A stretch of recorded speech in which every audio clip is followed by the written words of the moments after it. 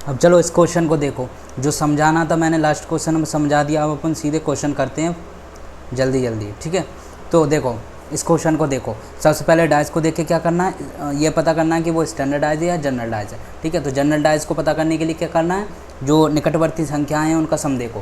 देखो 4 प्लस कितना होता है 10, 4 प्लस 5 9, 6 प्लस 5 11।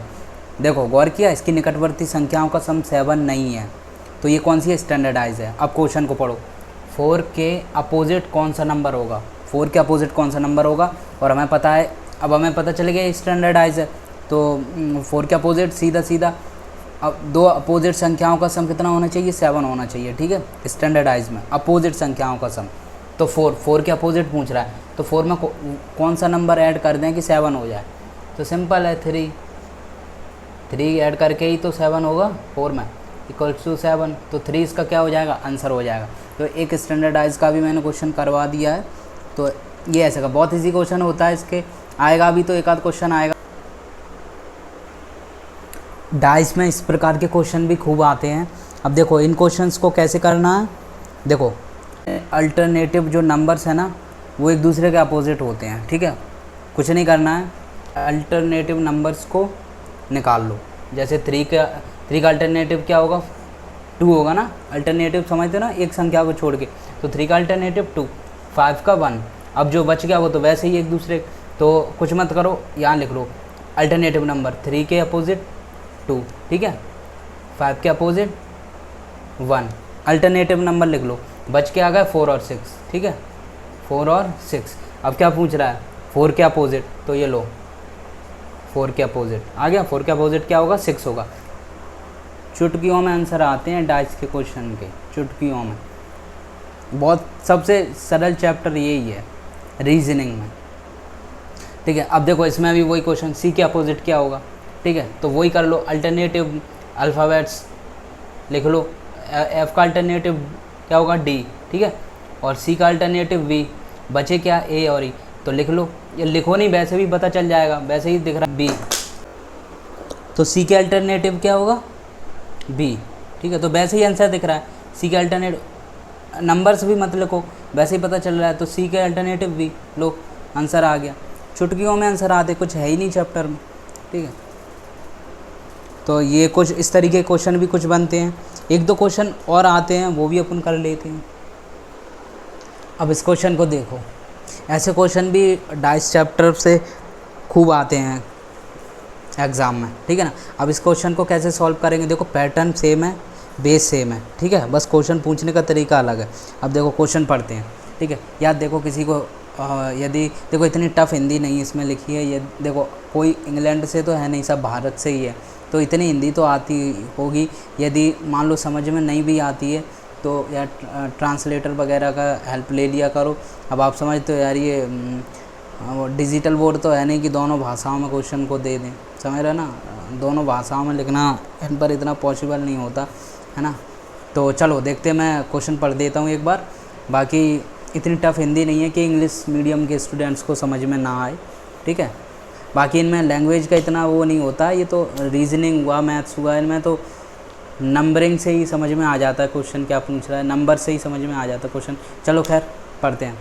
यदि दी गई शीट को मोड़कर एक घन बनाया जाए तो कौन सी आकृति बनना संभव है। ये जो दे रखा है, यदि इसको मोड़कर एक घन बनाएं तो इनमें से बताओ कौन सी आकृति संभव है। देखो ऐसे क्वेश्चन को ना आप ऑप्शन देख के ही बता सकते हो। देखो कैसे, देखो पैटर्न सेम रहेगा, अल्टरनेटिव नंबर एक दूसरे के अपोजिट होते हैं। देखो 7 के अपोजिट सी है, 9 के अपोजिट टी, बचे कौन, एफ और 5, ठीक है। यदि आप लिखना चाहो समझने के लिए तो लिख सकते हो, अदरवाइज़ आप देख के ही बता सकते हो कौन सा ऑप्शन होगा। जैसे कि मैं देख के ही बता सकता हूँ कि ये ऑप्शन होगा, क्योंकि मुझे इसकी प्रैक्टिस है। बाकी मैं समझा देता हूँ। आप स्टार्टिंग में क्या करना, पहले ना नंबर से लिख लेना जो अपोजिट नंबर है। तो अपोजिट में कौन से हैं, देखो 7 के अपोजिट सी है, 7 के अपोजिट, देखो 7 के अल्टरनेटिव नंबर लेना है ना, तो 7 के अपोजिट क्या है, सी, और 9 के अपोजिट ई, ठीक है। 5 के अपोजिट क्या है, एफ, 5 के अपोजिट क्या है, 5 के अपोजिट क्या है भाई, 5 के अपोजिट है, ठीक है, इसको ऐसे कर देते हैं अपन, अब दिखेगा सही। 5 के अपोजिट क्या है, f, ठीक है। तो ये अपने लिख लिया अपोजिट साइड जो नंबर्स हैं, ठीक है। मैं आपको समझाने के लिए इतना टाइम ले रहा हूँ, नहीं मुझे तो देख के ही पता चल गया था इसका आंसर क्या है, ठीक है, क्योंकि प्रैक्टिस है, ठीक है। इस तरीके से लिख लो। अब देखो, अब एक एक ऑप्शन उठाओ। अब क्या ये आकृति बन सकती है, देखो 7 दे रखा है, ठीक है, C दे रखा है, ठीक है, और E। अब एक बात बताओ, यदि डाइस बनेगा, यदि क्यूब बनेगा, तो एक बात बताओ, 7 C के अपोजिट है, ये इसके बगल में कैसे आ जाएगा, C 7 के बगल में कैसे आ जाएगा, या 7 C के बगल में कैसे आ जाएगा, तो ये तो आकृति गलत होगी ना। जबकि 7 और C एक दूसरे क्या होने चाहिए थे, अपोजिट होने चाहिए। ये गई। दूसरी देख लो, क्या बोल रहा है, C, ठीक है, F ये रहा, और F C F और 5, ये है इनमें 3 नंबर, यही तो है। अब एक बात बताओ आप, ये भी आकृति गलत, ये भी नहीं बनेगी, क्यों, F और 5 एक दूसरे के इधर देखो अपोजिट है ना। यदि अपोजिट हैं तो ये बगल में क्या कर रहा है दोनों, तो ये भी ऑप्शन एलिमिनेट हो गया। तीसरा देख लो, ऑप्शन देख के ही आप क्यूब में आंसर बता दोगे, इतना इजी चैप्टर है ये डाइस, ठीक है। अब तीसरा देख लो, तीसरे में क्या है, देखो 5 के अपोजिट 7 बैठा है, 5 के अपोजिट 7 है, लेकिन ये बगल में क्यों है एक दूसरे के, भाई बगल में नहीं होने चाहिए थे ना, ये तो गलत बात है। तो ये भी गया। अब बचा क्या है, लास्ट ऑप्शन। तो भाई जब 3 एलिमिनेट हो गए हैं तो एक ही बचेगा, तो वैसे ही सही है। बाकी आप चेक भी कर सकते हो। देखो 5 के अपोजिट क्या है, F, ठीक है, ये एक अलग संख्या है इसमें, 5 ये है, C ये है, और 7 जल्दी में ना, जल्दबाजी में ये जो E लिखना था उसकी जगह अपन ने C लिख दिया। तो वो जो क्वेश्चन है उसको थोड़ा देख लेना है।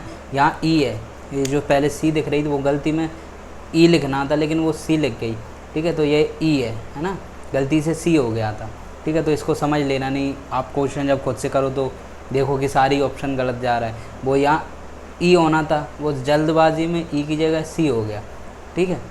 तो अब देखो, है ना, तो 5 यहाँ है, 5 के अपोजिट F है, F कहीं है इसमें नहीं है, ठीक है। E के अपोजिट क्या है, 9, E के अपोजिट 9 है ना, 9 है इसमें नहीं है। अब बचा 5 कहाँ है, वो सॉरी 7 बचा ना, तो 7 के अपोजिट C है, क्या इसमें कहीं C है, नहीं है।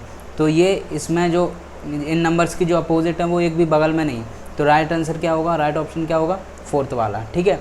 तो ये इजी है, पूरा डाइस इजी है, केवल ऑप्शन देख के ही आप बता सकते हो कि आंसर क्या होगा, ठीक है। तो एक इस तरीके के क्वेश्चन भी कभी कभार बन जाते हैं। तो बस चलो वैसा ही एक क्वेश्चन और देखो, और इसके बाद हमारा डाइस चैप्टर एकदम कंप्लीट। इससे ज़्यादा या इससे कोई डिफरेंट क्वेश्चन तो बन ही नहीं सकते। जितने क्वेश्चन पॉसिबल हो सकते थे इस चैप्टर से बन सकते थे वो मैंने सारे करा दिए। अब लास्ट क्वेश्चन है, अब आप खुद से करो, ठीक है। कुछ संख्याएं जो सही नहीं दिख रही होंगी उनको मैं ओरली बोल देता हूँ। ये 10 है, दिख ही रहा होगा, ये 25 है, ये 13 है ना, ये 25 है, ये 25 है, ये 18 है ना, बाकी ये 18 है। तो संख्याएं तो विजिबल होंगी, ठीक है। क्वेश्चन सेम है, देखिए क्वेश्चन पढ़ते हैं। यदि दी गई शीट को मोड़कर एक घन बनाया जाए तो कौन सी आकृति बनना इनमें से संभव है, ठीक है, ठीक है। ऑप्शन देख के ही मैंने बता दिया था कि ऑप्शन देख के ही आप कैसे आंसर को चेक कर सकते हो, ठीक है। देखो अल्टरनेटिव नंबर जो होंगे वो एक दूसरे का अपोजिट होंगे। देखो 12 का अल्टरनेटिव क्या है, 20, 18, 25, ठीक है। अब बचे क्या, 10 और 13, तो ये एक दूसरे का अपोजिट होंगे, ठीक है। मैंने लिख के तो बता ही दिया था, यदि आप चाहते तो मैं फिर से लिख देता हूँ। देखो 12 के अपोजिट क्या होगा, 20, क्या होगा 20। मैं आपको बता रहा हूँ इसलिए, ठीक है, कि किस तरीके से करना। बाकी प्रैक्टिस से आप तो देख के ही बता सकते हो, ठीक है। मैं लिख देता हूँ आपके लिए, 12 का क्या है 20, और है ना 18 का 25, जो नंबर अपोजिट होंगे। बचे क्या 10 और 13, तो ये एक दूसरे के अपोजिट होंगे। अब चेक कर लो, अब कौन सी आकृति बनना संभव है, कौन सी, ठीक है। तो देखो 12 पहले से चेक करते हैं, 12, 20, 18, ठीक है। अब देखो 12 ये रहा, 18 ये रहा, ठीक है ना, और 20 ये रहा। अब एक बात बता, 12 और 20 एक दूसरे के अपोजिट है, ये यहाँ बगल में क्या कर रहे हैं, तो ये ऑप्शन गया, ठीक है। ऑप्शन है एलिमिनेट करो। वैसे तो इन क्वेश्चन को आप देख के ही डायरेक्ट ही आंसर बता सकते हो, इजी होते हैं, पर मैं आपको समझाने के लिए एक एक ऑप्शन को समझा रहा हूँ, बता रहा हूँ, ठीक है। इसको चेक करो, 13 ये रहा, 10 अब लो, और तो चेक ही नहीं करना, ये 10 और 13 एक दूसरे के अपोजिट, ये बराबर एक दूसरे के साथ क्या बगल में क्या कर रहे हैं, तो ये भी ऑप्शन गया। अब थर्ड ऑप्शन देख लो, 18 ये रहा, ठीक है। मतलब कहने का ये जो नंबर अपोजिट हैं वो बगल में नहीं होने चाहिए, नहीं तो वो पॉसिबल ही नहीं है कि वो डाइस बन जाए या वो क्यू बन जाए, है ना। तो उसको तो एलिमिनेट ही करना पड़ेगा जो बगल में बैठे हैं, जो नंबर अपोजिट हैं। अब देखो 18 इसमें चेक करो, 18 ये रहा, 13 ये रहा, 12 ये रहा, तो इसमें सारे नंबर अलग हैं। फर्स्ट रो में 12 है, 18 सेकंड में और थर्ड में 13 है, तो ये बनना संभव है, तो राइट आंसर ही हो जाएगा। राइट आंसर अपना क्या हो जाएगा 13, और वो 3। बाकी ये भी चेक कर लेते हैं, 20 ठीक है फर्स्ट रो में, 12 भी फर्स्ट रो में, तो एक दूसरे के अपोजिट, ये बगल में क्या कर रहे हैं, तो ये ऑप्शन भी गया, ठीक है। तो इस तरह बाकी ये इजी है, मैंने आपको समझाने के लिए इस तरीके से बता दिया, बाकी आप केवल देख के ही बता सकते हो कि इसका आंसर क्या होगा, ठीक है।